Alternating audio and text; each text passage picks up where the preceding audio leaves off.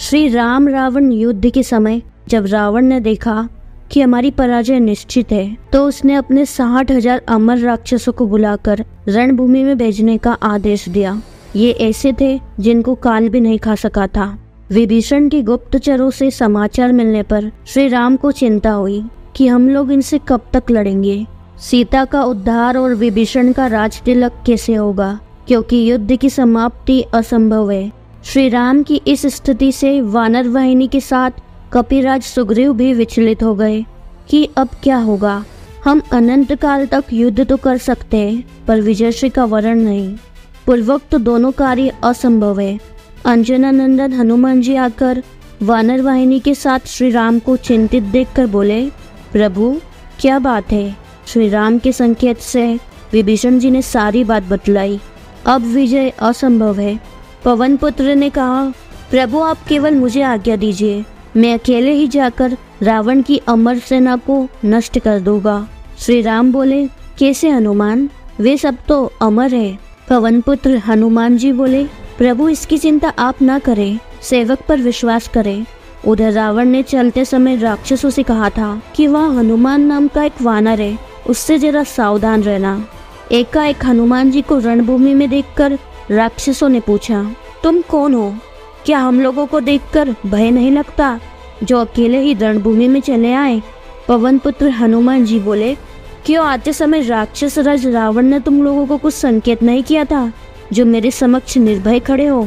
निशाचरों को समझते देर न लगी कि ये महाबली हनुमान है। राक्षसों ने सोचा, तो भी क्या, हम तो अमर है, हमारा कोई क्या बिगाड़ लेगा। भयंकर युद्ध आरंभ हुआ। पवन पुत्र की मार से राक्षस रणभूमि में ढेर होने लगे।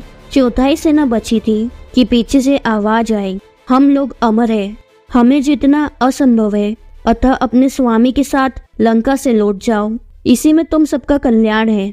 अंजनी नंदन ने कहा, लौटूंगा अवश्य, पर तुम्हारे कहने से नहीं, बल्कि अपनी इच्छा से। तुम सब मिलकर आक्रमण करो, फिर मेरा बल देखो और रावण को जाकर बताना।